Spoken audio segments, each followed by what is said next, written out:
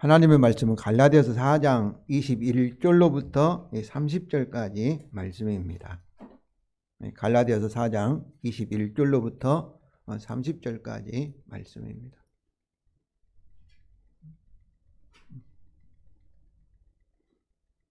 신약성경 308쪽입니다. 307쪽 8쪽에 있습니다. 제가 읽겠습니다. 내게 말하라. 율법 아래에 있고자 하는 자들아, 율법을 듣지 못하였느냐? 기록된 바 아브라함에게 두 아들이 있으니 하나는 여종에게서 하나는 자유 있는 여자에게서 낳았다 하였으며, 여종에게서는 육체를 따라 낳고 자유 있는 여자에게서는 약속으로 말미암았느니라. 이것이 비유니 이 여자들은 두 언약이라. 하나는 신의 산으로부터 종을 낳은 자니 곧 하갈이라.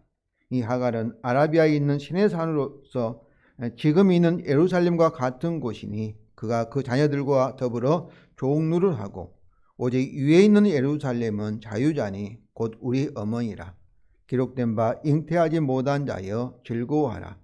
상고를 모르는 자여 소리질러 외치라. 이는 홀로 사는 자의 자녀가 남편 있는 자녀보다 많음이라 하였으니, 형제들아 너희는 이삭과 같이 약속의 자녀라. 그러나 그때 육체를 따라 난 자가 성령을 따라 난 자를 파괴한 것 같이 이제도 그러하도다. 그러나 성경이 무엇을 말하느냐? 여종과 그 아들을 내쫓으라. 여종의 아들이 자유 있는 여자의 아들과 더불어 유업을 얻지 못하리라 하였느니라. 아멘. 성도 여러분, 우리는 올해 마지막에 서 있습니다. 우리는 송구 영신을 위한 예배를 드리고 있습니다. 올해는 코로나19로 인하여 많은 어려움 가운데 지냈습니다. 아마 새해에도 코로나19와 계속 싸워야 할 것 같습니다. 지금까지 우리 선하신 하나님 아버지께서 사랑을 우리를 인도하신 줄로 믿습니다. 새해에도 계속해서 은혜와 사랑 가운데서 우리를 보호하시고 인도하실 줄로 믿습니다. 왜냐하면 우리가 복음, 즉 약속의 사람들이기 때문입니다. 성도 여러분, 오늘 본문에서 갈라디아서 4장 28절에 형제들아 너희는 이삭같이 약속의 자녀라 라는 말씀은 우리 교회 새 달력에 있는 표가 되는 말씀입니다. 이것은 바울이 갈라디아 성도들에게 하신 말씀입니다. 그러므로 이 말씀은 갈라디아 성도들과 같은 우리에게도 주신 말씀입니다. 그렇습니다. 우리는 이삭같이 약속의 자녀입니다. 이 말씀을 통해서 우리가 누구이며 또 어디서 왔으며 어디로 가고 있으며 우리가 약속의 자녀로서 어떻게 살아야 하는지를 다시 한번 생각하며 정리하기를 원합니다. 우리는 이삭같이 약속의 자녀입니다. 그러면 우리가 약속의 자녀라는 말씀의 의미가 무엇이겠습니까? 약속의 자녀라. 이것은 이 약속이라는 말씀은 조건 없는 약속입니다. 약속이라는 것은 하나님의 약속인데 하나님께서 우리에게 조건 없이, 조건과 상관없이 일방적으로 약속하신 것입니다. 생명과 복을 주시겠다는 약속의 말씀입니다. 그런데 이 말씀은 이 세상의 초등학문과 율법 아래에서 종로를 하는 자들과 대조되는 말씀입니다. 종은 어떻습니까? 종은 아버지 집이 아니죠. 다른 주인의 집에서 일하지 않고는 참으로 임금을 받을 수 없는 사람이 종입니다. 그래서 종로를 한다는 것은 이 조건이 있는 약속을 가진 사람이에요. 약속의 자녀라는 것은 조건 없이 일방적으로 하나님께서 생명과 복을 주신다는 약속의 사람인데, 이와는 반대로 율법의 사람이다. 율법의 종로를 한다는 것은 율법을 지키면 생명과 복을 받고, 그러나 지키지 못하면 오히려 어때요? 저주와 사망을 받는, 심판을 받는, 벌을 받는, 이것이 조건이 있는 사람이에요. 그래서 이것을 종이라고 표현하는 거예요. 종이 놀고서 빈둥빈 놀면서 주인에게 무엇을 얻어먹겠습니까? 당장에 쫓겨나지요. 어떻게 보면 우리가 회사에서 일을 해가지고 월급을 받든지 임금을 받는 것은 뭐예요? 종노릇과 비슷합니다. 회사 일하지 않고 계속 월급 받을 수 있겠어요? 네? 그러나 여기서 약속의 자녀라는 것은 일하지 않고도, 여러분 자식이 아들이나 딸이 집에 있는데 하루 종일 낮잠 자도 뭐 책망은 듣지만은 뭐 밥도 안 주고 막 뭐 이게 그런 부모가 어디 있습니까? 그러니까 약속의 이 사람이다, 약속의 자녀라는 것은 일방적, 우리가 잘못하여도, 율법을 지은다 해도 하나님께서 우리에게 생명과 복을 주시겠다는 그 약속을 가지고 있는 사람이라, 이런 말씀이죠. 그래서 이 세상에는 두 종류 사람이 있습니다. 조건 있는 약속을 가지고 사는 사람이 있어요. 그것은 율법 아래 있는 사람, 그 종로를 하는 사람들이죠. 그런 사람들은 스스로 율법을 지켜야지요. 율법을 지키도록 노력해야 됩니다. 그래서 오직 그런 사람들은 자기 자신의 능력과 또 자기 자신의 자원을 의지해서, 그런 사람들 어떻게 했어요? 많이 노력해야지요. 성공하려고 힘쓰고 애를 쓰고 이 세상에서 잘 살려고 하는 사람들입니다. 그러나 아무리 노력하고 몸부림쳐봐도 근본적으로 우리는 원래 어떻습니까? 태어날 때부터 이 온죄를 가지고 태어나지 않습니까? 그리고 나서 우리가 열심히 노력하여도 하나님의 율법을 다 지킬 수가 없습니다. 이미 죄인이니까 율법에 따라서 우리가 심판을 받아야 되잖아요.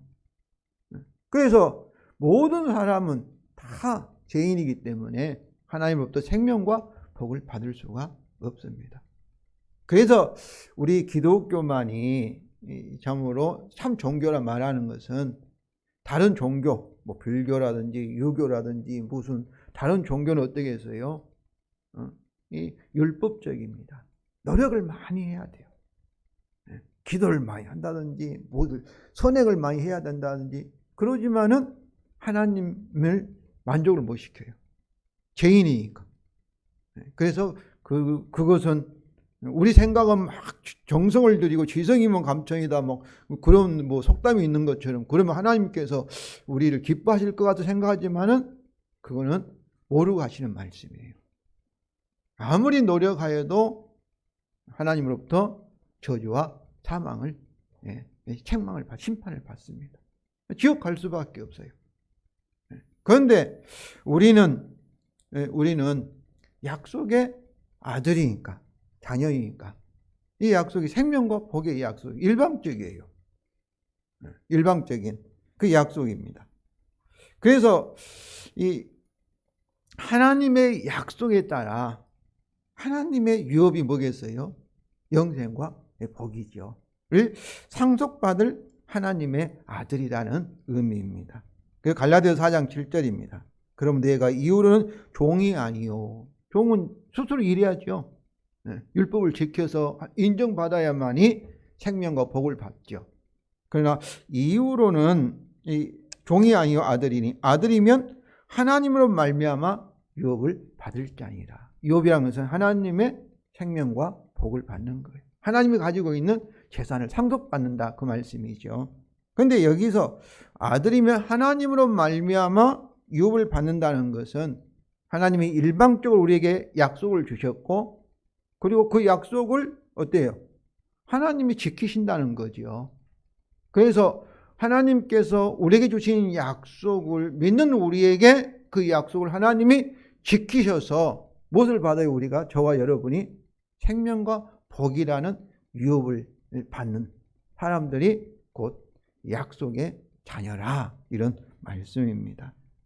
그러면 왜 그러겠어요? 언뜻 생각해 보면은 이 종로를 하는 것, 율법을 지켜서 하나님께 제사를 드리든지 무엇을 하나님을 기쁘게 하셔가지고 하나님이 마음에 드시니까 우리에게 복을 주시는 것이 언뜻 보면은 맞는 것으로 생각이 돼요. 그냥 우리가 잘못하여도 심지어 죄를 지어도 부족하여도 우리에게 일방적으로 하나님께서 복을 주신다는 것이 부당하다 그런 생각이 들지요. 그 생각이 틀린 얘기는 아닙니다. 그러나 우리가 하나님께 일방적으로 우리에게 은혜로 조건 없이 약속에 따라 생명과 복을 주시기 위해서 뭐가 있었어요?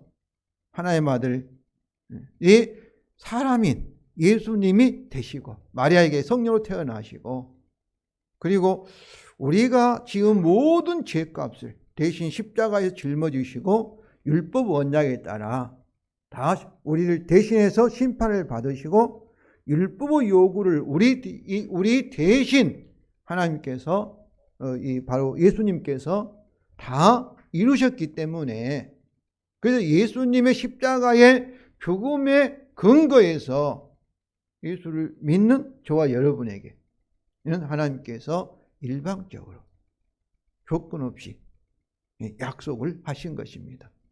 이것이 복음이에요. 복음. 그래서 값없이 은혜로 공짜로 오직 믿음으로 우리를 죄를 용서하시고 의롭다 하시고 그리고 의롭다는 것은 이 율법 언약을 다 지켰다. 그 상태를 의롭다고 말한 겁니다. 죄인이 아니다. 그러니까 저와 여러분은 율법을 지키지도 못했는데 예수님 때문에 율법을 다 지킨 것 같이 되어서 하나님께서 조건 없이 우리에게 일방적으로 약속을 하신 거예요. 너희는 생명과 복을 받을 내가 가지고 있는 모든 것을 상속받을 나의 사랑하고 기뻐하는 아들이다. 이런 의미에서 저와 여러분이 약속의 자녀인 것입니다. 예수님이 없었다면 예수 십자가의 죽음이 없었다면 우리는 어때요? 약속의 자녀가 될 수가 없지요.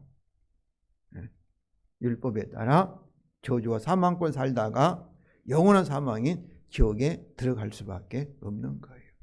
그러나 예수님의 십자가의 대속의 결과로 인하여서 곧 예수님 때문에 우리는 하나님 약속에 따라 하나님의 유업을 상속받을 하나님의 아들이 된 것입니다. 성도 여러분, 우리는 이삭같이 약속의 자녀입니다. 우리는 이삭같이 약속의 자녀라는 말씀 항상 기억하시고 우리 달력을 볼 때마다 이 말씀을 여러분들이 마음에 새기시기를 바랍니다. 이제 이 말씀을 조금 더 구체적으로 살펴보겠습니다. 이삭같이 약속의 자녀다. 우리는 하나님의 약속대로 이루어지는 하나님께서 우리에게 약속하신 대로 우리 인생을 인도하시고 이끌어가는 그런 하나님의 아들, 하나님으로부터 생명과 복을 상속받을 하나님의 자녀라고 했는데 여기서는 무엇과 같이요? 이삭과 같이. 그러니까 아브라함 아들 이삭과 같이 약속의 자녀라는 거예요. 그러니까 이삭과 같이란 뭐겠어요? 우리가 어떠한 하나님의 약속의 자녀인가를 설명해 주고 있습니다. 그러면 이삭과 같이가 우리가 하나님의 약속의 자녀인 것에 대해서 무엇을 설명하고 있습니까? 먼저 이 바울은 아브라함의 두 아들이 있었어요.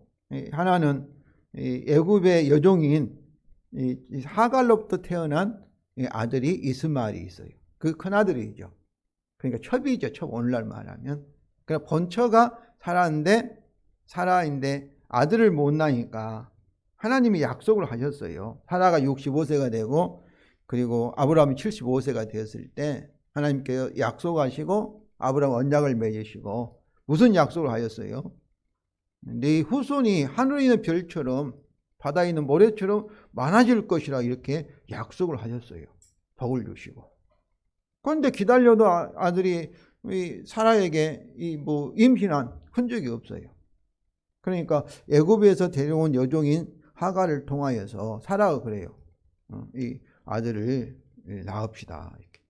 또 우리가 이렇게 입양이 아니라 뭡니까? 그 다른 사람을 자기 아들로 삼는 그 입양이죠. 입양해서 아들을 이렇게 삼읍시다. 근데 하나님이 반대하셔요. 하나님은 약속하셨으니까 반드시 약속대로 사라가 아들을 낳을 것이고 그의 후손들이 하늘에 있는 별처럼 많아질 것이라 이렇게 한 거예요. 그래서 이 아브라함이 두 아들이 있는데 이 첫째 아들은 이 아브람과 그리고 이 하갈을 통해서 낳은 자연적으로 이렇게 육체적으로 태어난 아들이 이스마엘이에요. 그런데 이삭은 그렇지 않지요. 이삭은 이 아브람 나이가 100세가 되고 하라 나이 90세가 되어서 도저히 과학적으로 인간적으로는 육체적으로는 아이를 낳을 수가 없었어요. 그러니까 그런데 이들이 하나님의 약속을 끝까지 믿었는데 그때 하나님께서 성령을 통해서 기적적으로 마리아가 동정녀 마리아가 처녀 마리아가 예수님을 잉태한 것처럼 사라의 몸에 뭐가 생겨? 이삭이라는 생명체가 생기고 10달 후에 이삭을 낳게 된 거예요. 그러니까 이삭은 어떻습니까?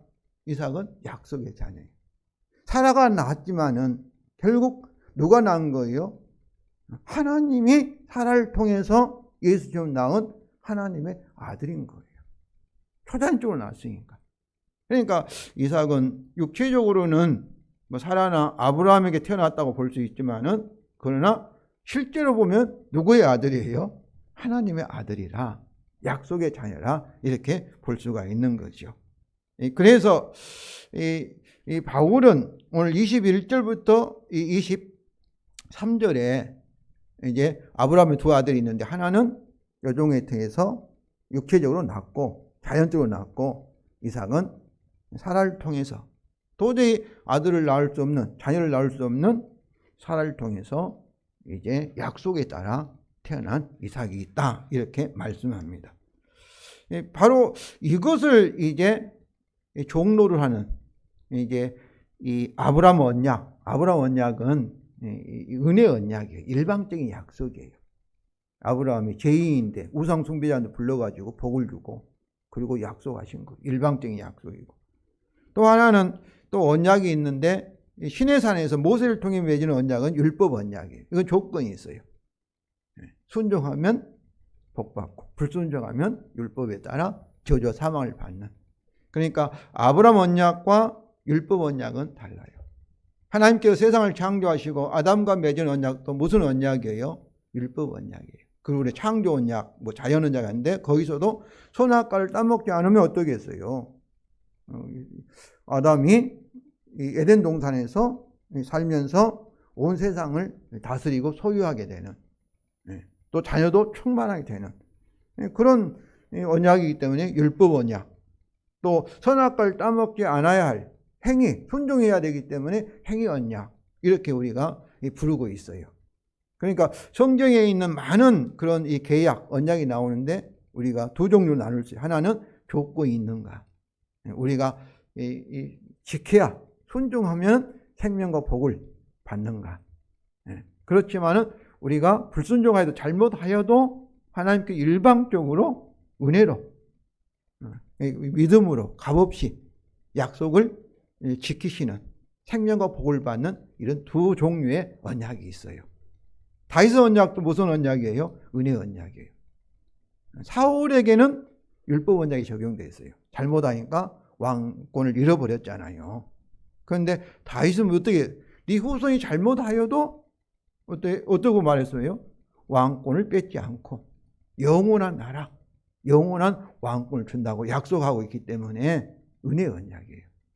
아브라함 언약도 은혜 언약, 일방적인 약속이에요. 근데 이 약속과 언약이라는 것은 약속의 내용이 이 약속은 하나님의 약속인데 언약은 그 약속을 가지고 내가 하나님이 맹세한 거예요. 지키지 않으면 어때요? 하나님이 죽음을 당하겠다. 이렇게 맹세한 것이 이 언약이에요. 계약이에요. 그러니까 하나님의 약속의 말씀을 계약의 형식으로 언약의 형상으로 준 것을 우리가 언약이라고 얘기해요. 그러니까 약속에도 우리는 믿을 수 있어요. 하나님은 신실하시고 거짓말 안 하시고 약속을 지킬 전능자이시기 때문에. 그런데 그 약속을 어때요? 약속을 내용해서 언약으로 줬다면 어떻겠어요? 더 확실히 믿을 수 있죠.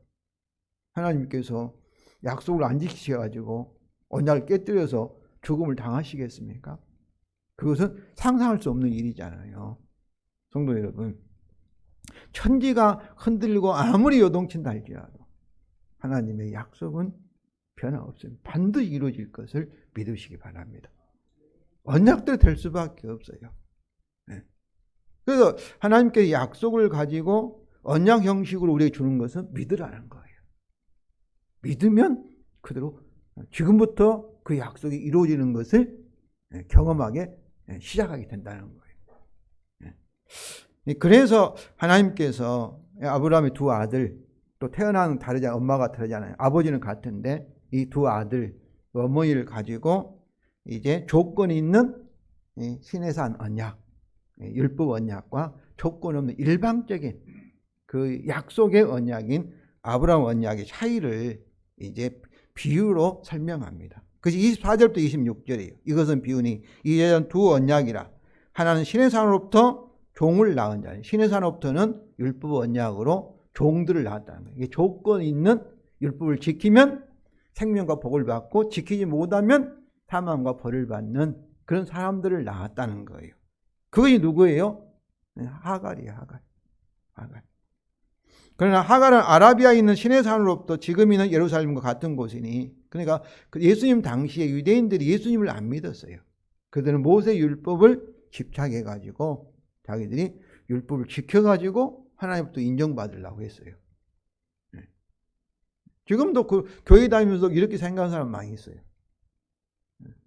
입으로는 예수님하고 믿는다고 말하면 실제로 성경이 말한 내용이 바로 성경, 율법도 성경이 있으니까 바로 내가 무엇을 많이 해가지고 막 정성을 들여가지고 하나님을 감동시켜 복을 받으려 하는 사람들은, 그 사람들은 뭐를 모르는 거예요.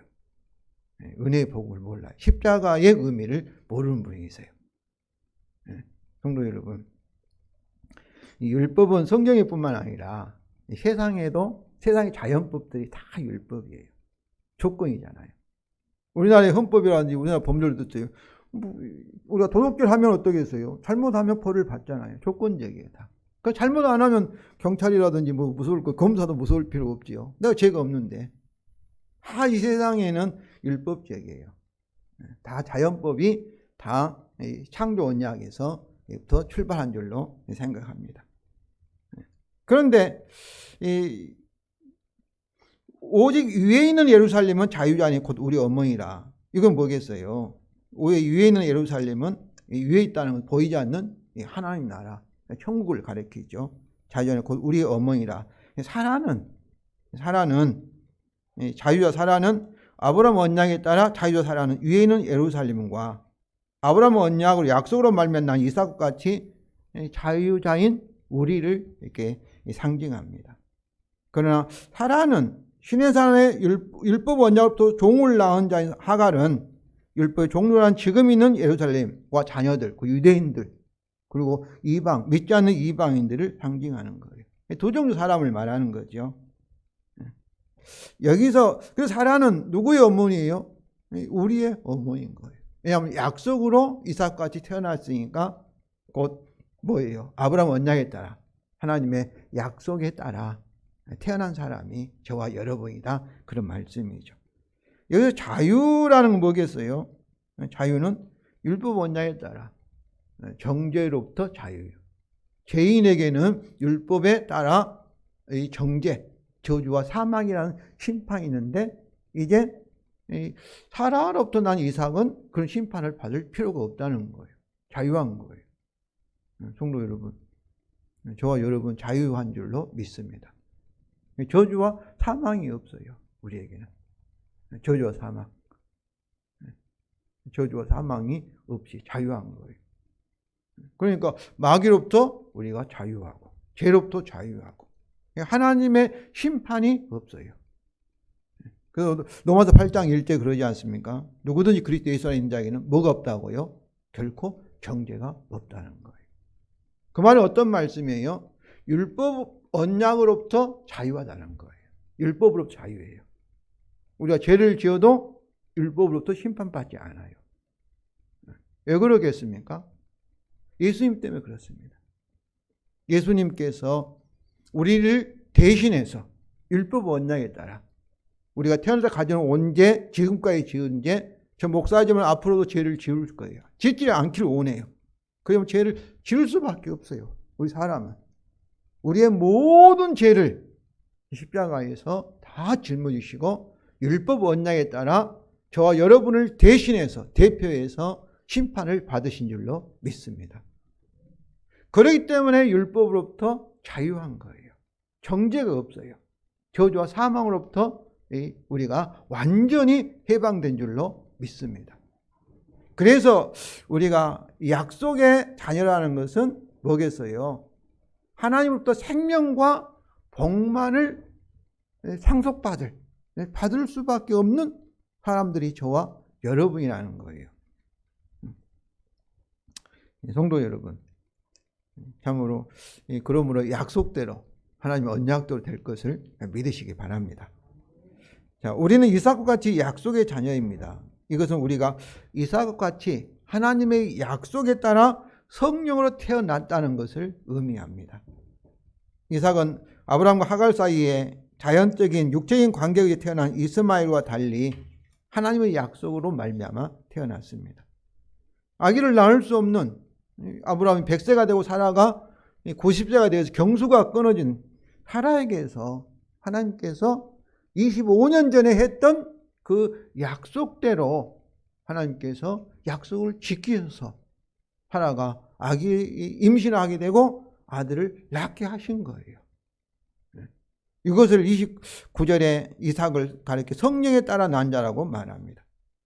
그러므로 이삭은 아브라함과 사라의 아들이지만 동시에 누구의 아들이에요? 하나님의 아들이에요. 그 약속에 따라 태어난 약속의 자녀예요. 우리는 원래 어떻습니까? 이스마엘과 같이 육체에 따라 이 세상에 태어났습니다. 우리 부모가 있잖아요. 엄마가 아버지가 있잖아요. 율법 아래 원죄를 가지고 태어나서 저주와 사망 가운데 살아가게 되어 있어요. 그러나 우리는 이삭과 같이 아브라함의 언약이 복음이잖아요. 예수 그리스도의 복음을 듣고 믿음으로 성령으로 다시 태어난 줄로 믿습니다. 이게 중생이에요, 중생. 죽었던 우리 영혼이 다시 태어나서 하나님과 관계가 회복이 된 것이죠. 그래서 우리는 이삭과 같이 믿음으로 아브라함의 자손이다 이렇게 말하는 것은 우리가 육체적으로 태어났지만은 우리는 약속에 따라 복음에 따라 이삭과 같이 하나님의 아들로 태어난 약속의 자녀라는 거예요. 그리고 갈라디아서 3장 29절입니다. 너희가 그리스도의 것이면 곧 아브라함의 자손이요 약속대로 유업을 이을 자니라. 그렇습니다. 우리는 이삭과 같이 아브라함 언약대로 하나님의 유업을 상속받을 아브라함의 자손이요 동시에 하나님의 자녀입니다. 성도 여러분, 우리는 이삭과 같이 약속의 자녀입니다. 이것은 우리가 이삭과 같이 하늘에 있는 예루살렘의 시민권자라는 것입니다. 26절에 오직 위에 있는 예루살렘은 자유자니 곧 우리의 어머니라. 그러니까 사라는 어디서 우리를 사라가 누구예요? 위에 있는 예루살렘은 자유자 사라를 우리 어머니 사라를 달리 표현한 것입니다. 따라서 자유자 사라는 이삭의 어머니일 뿐만 아니라 이삭과 같이 약속에 의해 태어난 우리의 어머니입니다. 즉 우리의 고향은 어디인 거예요? 저와 여러분은 우리의 세상에 우리 고향이 있어요. 그러지만은 실제 우리는 위에 있는 예루살렘, 천국의 출신입니다. 이것이 우리의 진정한 고향이에요. 고향이에요. 위에 있는 예루살렘이 우리의 출발지인 동시에 우리가 돌아갈 우리의 영원한 고향입니다. 하나님께서 우리에게 주신 약속이 완전히 성취될 때 여러분 어디에 있겠어요? 위에 있는 예루살렘에 있을 줄로 믿습니다. 아브라함과 사라 그리고 이삭은 이 땅에서 어떻게 살았어요? 고향을 떠난 사람이죠. 그러니까 나그네죠. 여행자죠. 애국인 같이 살았습니다. 그런데 위에 있는 예루살렘을 사모하며 살다가 그 약속을 믿으면서 이 세상을 떠났던 것입니다. 히브리서 11장 13절 15절입니다. 이 사람들은 다 믿음을 따라 죽었으며 약속을 받지 못하였으되, 이게 약속을 받았지만은 완전히 약속이 성취되는 것을 다 받지 못했어요. 네. 죽어서 그들은 어떻게 했어요? 주님과 함께 위에 있는 예루살렘에 있는 줄로 믿습니다. 그것들을 멀리서 보고 환영하며 또 땅에서는 애국인과 나그네임을 증언하였으니 그들이 이같이 말하는 것은 자기들이 본향 찾는 자임을 나타냅니다. 그들이 나온 바 본향을 생각하였더라면 돌아갈 기회가 있으려니와. 이 말씀 뭐겠어요? 그들이 나온 본향은 갈대아 우르지요. 하나님이 갈대아 우르에 있는 아브라함을 불러가지고 이제 가나안 땅으로 가라고 했잖아요. 세상적인 고향은 바로 갈대아 우르예요. 그 고향, 떠나온 고향 돌아갈 수 얼마든지 있었지요. 그런데 그들은 갈대아 우르로 돌아가지 아니하고 어디로 가기를 원했다는 거예요? 위에 있는 예루살렘. 하나님 아버지가 계신 천국으로 가기를 소망했다는 거예요. 그래서 돌아갈 기회가 있었으니와, 근데 그곳이 진짜 고향이 아니에요. 가짜 고향이에요. 성도 여러분, 우리 대통령 선거가 오는데 뭐 전라도, 경상도, 뭐 지방색 이 가짜 고향 가지고 우리 예수 믿는 사람들은 그것에 의해서 막 투표하고 그래서는 안 돼요. 그건 가짜 고향이에요. 우리 영원한 고향 어디예요? 위에 있는 예루살렘. 보이지 않는 하나님 나라. 하나님 우리 아버지가 계신 곳이 우리의 영원한 고향인 줄로 믿습니다. 그래서 뭐라는 거예요? 그들이 이제는 더 나은 본향, 위에 있는 예루살렘을 사모하니 곧 하늘에 있는 것이라. 성도 여러분, 우리는 하늘의 사람이고, 이 세상에 막 고향, 그러니까 우리 사람에는 고향에 대한 기속 본능이 있어요. 근데 가보면 막상 실망해요. 근데 그 본능은 어디? 우리가 잃어버린 에덴이 영원한 고향이에요. 에덴으로 돌아가고 싶은 거예요. 이런 기속 본능은 우리나라뿐만 아니라 모든 사람이 가지고 있어요. 잃어버린 에덴, 천국, 아담과 하와가 잃어버렸던, 쫓겨났던 그곳에 대한 이 본능이 다 있어요. 우리 이삭같이 천국 시민권자라서 이 세상에서는 나그네와 애국인으로 살면서 우리의 영원한 고향 위에 있는 예루살렘으로 나아가는 새해를 맞이하시기 바랍니다. 그러니까 올해가 지나고 새해 왔다는 뭐예요? 어디 더 가까워지는 거예요? 죽은 문을 열고 지나서 어디로 가는 거예요? 영원한 천국으로, 하늘로, 하늘나라로 가고 있는 과정임을 아시기 바랍니다. 언젠가는 약속에 따라 하나님께 우리에게 위에 있는 예루살렘을 상속받게 하실 것을 믿으시기 바랍니다. 성도 여러분, 우리는 이삭같이 약속의 자녀입니다. 이것은 이삭같이 이 세상에서는 많은 고난을 겪어야 하는 약속의 자녀입니다.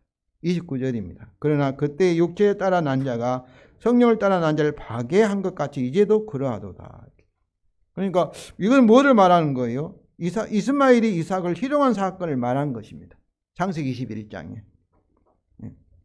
이제도 그러하도다. 그런 거 뭐겠어요? 갈라디아 성도들에게도 그러하도다. 이 말이죠. 육체에 따라 나는 사람. 이 세상에 사는 사람들이 바로 우리의 믿음의 사람, 약속의 자녀들을 핍박한다는 거예요. 그래서 여기서 바울이 파괴라는 표현을 사용한 것은 이스마엘이 단순히 이삭을 희롱한 것이 아니라 이삭이 아브라함의 언약, 하나님 유업을 받을 상속자이기 때문에 의도적으로 이삭을 멸시하고 괴롭혔다는 것을 강조한 것입니다. 이삭같이 성령을 따라 난 약속의 자녀 우리가 육체를 따라 난 세상 사람으로부터 핍박과 고난을 받을 수가 있습니다.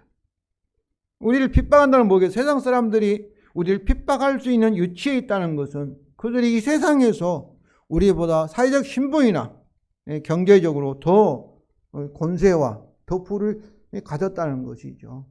그러니까 우리가 핍박을 당한 거죠. 우리가 그들 밑에 있어서 약자일 수 있으니까요. 더 우월할 수 있습니다. 왜냐하면 우리가 약속의 자녀이지만은 천국의 시민권자이지만 이 세상에서는 아직 나그네요. 외국이기 때문에 그렇습니다. 집을 떠나면 다 고생한다 하지 않습니까?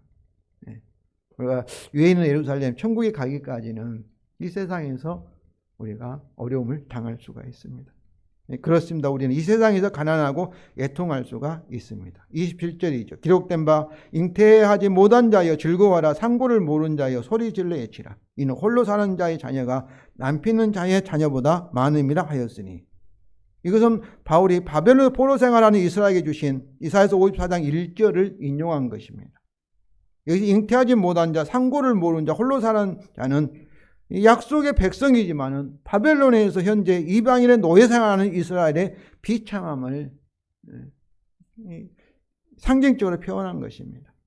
또한 이것은 사라와 하가르 이야기에서 아직 약속의 아들을 이삭을 낳지 못했던 사라의 공고한 처지를 가리킬 수 있습니다. 사라는 잉태하지 못하였고 상고를 몰랐습니다. 그리고 남편이 있는 하갈과 비교하여 마치 홀로 사는 것처럼 자와 같이 애로웠을 겁니다. 사라는 아브라함의 언약의 약속의 사람에도 불구하고 이런 고통과 비참함을 경험한 것입니다. 그것도 하루 이틀이 아니고 한 해 두 해가 아니라 무려 25년 동안이나 하나님의 약속대로 이삭을 낳기까지 그녀는 많은 어려움을 겪었던 것입니다.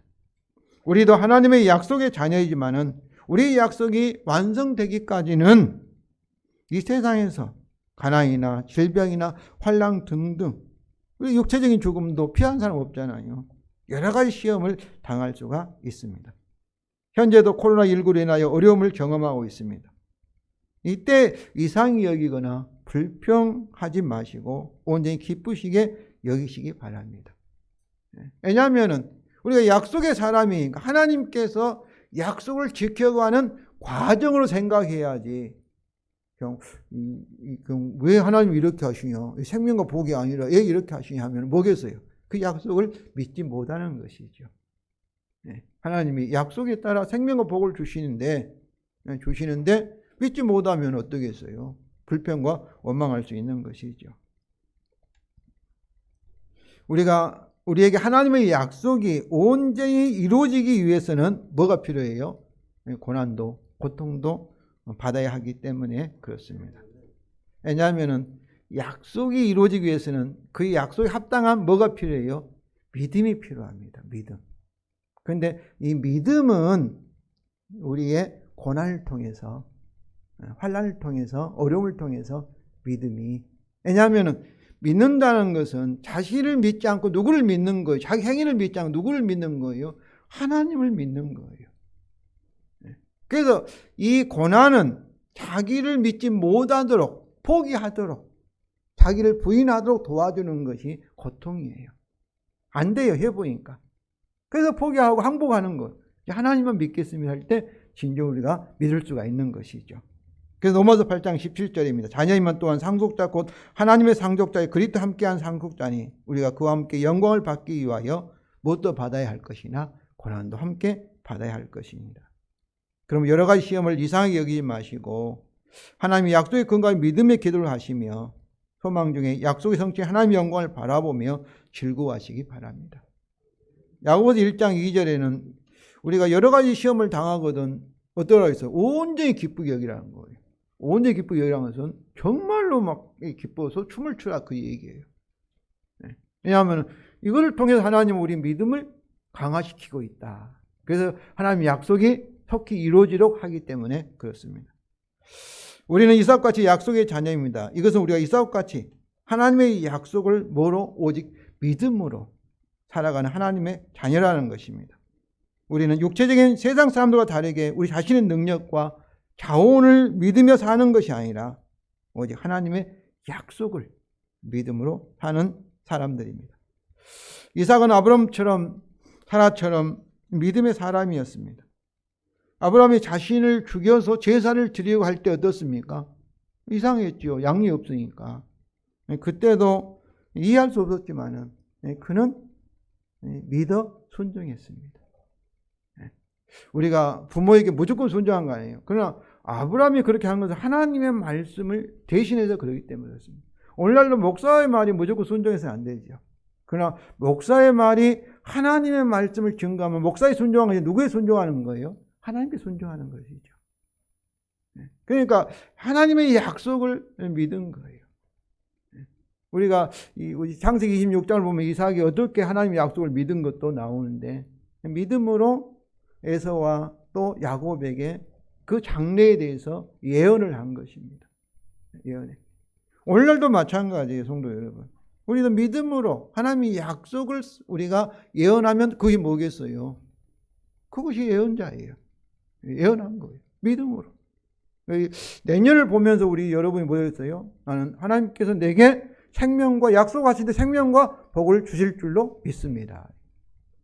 그것이 곧 뭐예요? 하나님의 말씀, 약속을 전하는 거예요. 약속을 하실 것을 믿습니다. 이렇게 우리가 예언을 할 수 있는 거죠. 이삭이 이렇게 예언했다는 거예요. 옆에 있는 성도에게, 예수 믿는 성도에게 당신은 약속의 사람이니까, 복음의 사람이니까 복음대로 하나님께서 생명과 복을 주실 줄로 믿습니다. 주실 것입니다. 이것이 예언이에요. 그 말은 내가 말하지만은 내 말이 아니라 누구의 말이에요? 하나님의 말씀이, 하나님의 약속이니까.